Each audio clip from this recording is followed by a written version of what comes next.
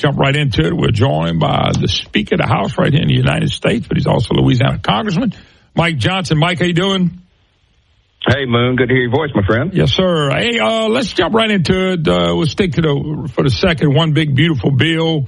Just kind of give us a summary of what you believe this bill does. And you may even have some bad stuff in it, but what do you think the bill overall does for us? No, it's big and it's beautiful. It's good stuff and all kinds of things that we promised on the campaign trail that President Trump has prioritized. I mean, this is the vehicle to deliver the America First agenda, and that's why it's such a big deal. I think it's the most consequential piece of legislation that Congress has been involved in many decades, maybe generations. But look, what's in it is everything. I mean, we got historic spending cuts. We have historic tax relief for American workers. We got the largest investment in border security in a generation. We're going to unleash American energy dominance again. That's great for a state like Louisiana, as you know.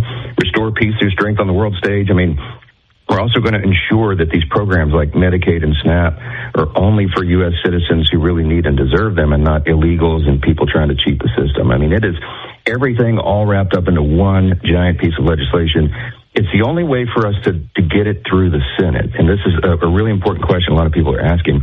Why all the emphasis on the reconciliation process? Because this is the only exception to the normal rule that you got to have 60 votes in the Senate to get something done. Our problem right now is we've only got 53 Republicans in the Senate. So you have to get Chuck Schumer and 7 Democrats to go along with you. Obviously, they're in no mood to do anything for our agenda or to help President Trump. So we have to do this on our own. So reconciling the budget is the one exception. A reconciliation package like this is the one exception that allows us to do it on our own. And we're going to deliver for the people, and it can't happen soon enough. Do you have the votes in the Senate already? Look, I'm just curious. They're doing the same process that we did in the House. We got it done in the House. I mean, it was a small miracle to get it done. Last Thursday, we passed it. No one thought we could. They mocked me when I said we'd do it before Memorial Day, when I said that back in January, and we delivered. And so now the ball's in the Senate's court. They've got lots of different ideas over there, as our guys do as well. But at the end of the day, the stakes are too high. You can't make the perfect the enemy of the good, and this is a very, very good piece of legislation. So I told them last Tuesday, I went to the Senate Republican luncheon, and I told all my colleagues, I said, guys, men, women, we're on the same team. The House and the Senate Republicans are got to work together. The media, the Democrats are trying to divide us. Don't take the bait, and don't meddle with this package too much, because remember, I've got a very delicate balance in the House, and I'll have to pass it again if they send it over in a different form. So I think they're going to get it done. The goal is, Leader Thune is the leader of the Republicans in the Senate, and he has set July 4th as the deadline. We want to get this to the president's desk so he can sign it on or before Independence Day, and that's going to be a great thing for the country. Well, Mike, let me ask a question. Speaker of the House, Mike Johnson. Mr. Speaker, what about the debt? I mean, you've talked about this 1,000 times, okay? And I'm so worried that in Washington, we don't have anybody responsible to realize that we're going to go from, I'm hearing $4 trillion more in debt. That's got to stop one day. If it doesn't, well, that's not true. Okay, that's not true. Tell me what's that is a number. Yeah. So this package is deficit reducing. Okay, we're all those boxes that we're checking that I just mentioned.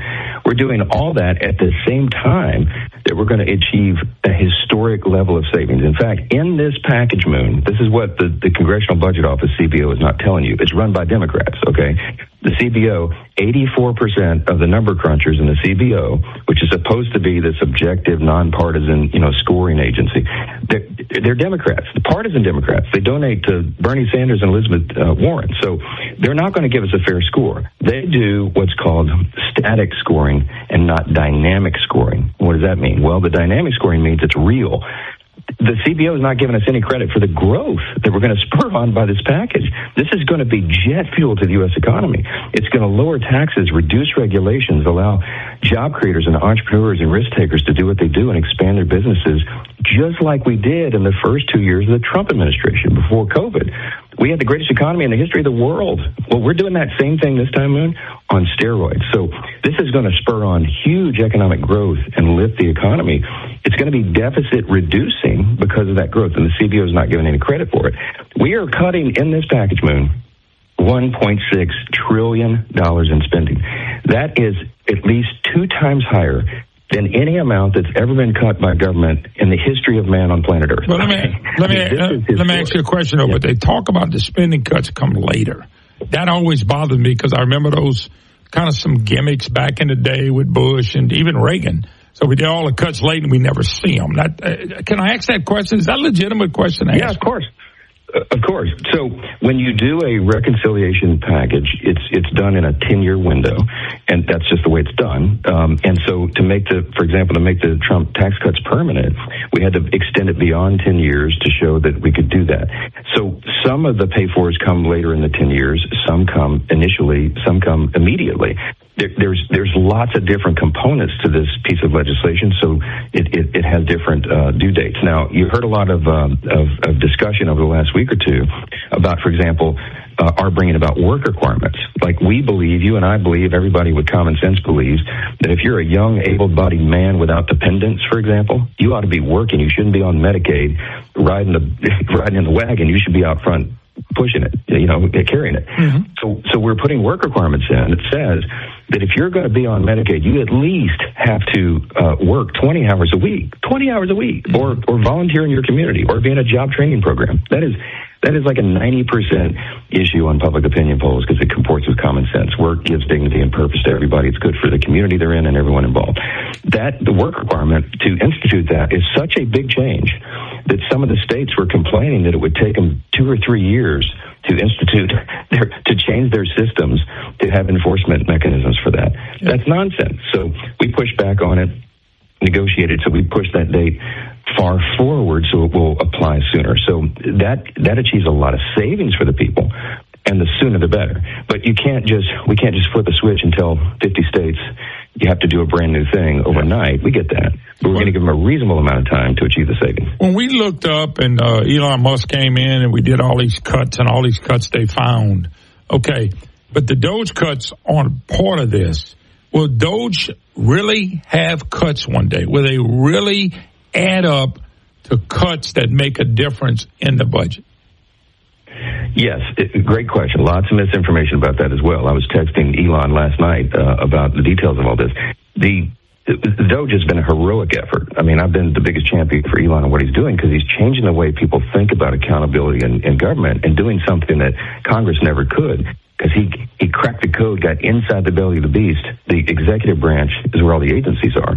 The president empowered Elon to go in with his algorithms and find all this stuff that they hid from us for the last several decades. So it's changed the whole dynamic. There are some of the DOGE savings in this reconciliation package, and then others have to come to us in pieces. The way the process works is the White House, through its Office of Management and Budget, that's Russ Vought is the director over there, they send us a rescissions package, and that is to rescind, effectively claw back money that Congress had already appropriated to spend in various areas. I mean, Democrat Congresses and things in the past.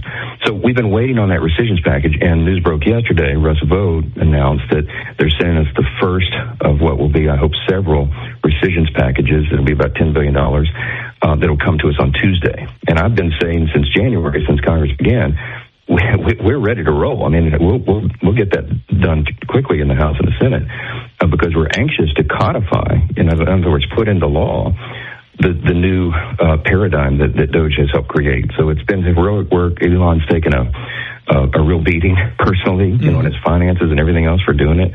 But it's been great, and it's going to make a lasting change in the way government's done. Yeah. Speaker of the House, Mike Johnson, my special guest. Couple more minutes. Real quick, should states get prepared? We're so dependent on the federal government. It's not even funny.